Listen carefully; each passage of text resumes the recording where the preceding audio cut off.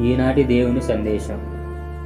ఈరోజు పట్టణాలు మనకు విశ్వాసపూర్వక కట్టుబాటును మరియు వేద ప్రచారాన్ని సూచిస్తున్నాయి.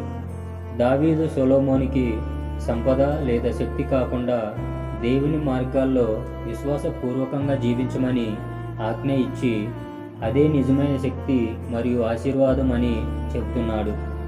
అదేవిధంగా యేసు తన శిష్యులను వేద ప్రచారానికి పంపిస్తూ వారిని లోక వస్తువులపై ఆధారపడకుండా దేవునిపై విశ్వాసం ఉంచి హృదయ పరివర్తనను బోధించమని, పిశాచులను పారద్రోలమని, అనేకులను స్వస్థపరచమని ఆజ్ఞాపిస్తూ పంపడం మనకు కనిపిస్తుంది. మన జీవితంలో దేవుని మార్గంలో నడవడానికి మనం సంపద, శక్తి లేదా ఇతర భౌతిక విషయాలపై ఆధారపడకూడదు.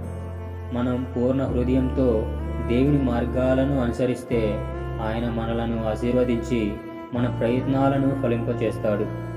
నిజమైన నాయకత్వం, ప్రభావవంతమైన సేవ అనేది పూర్తిగా దేవునిపై విశ్వాసం ఉంచి హృదయపూర్వకంగా వేద ప్రచారం చేయడంలోనే ఉంటుంది.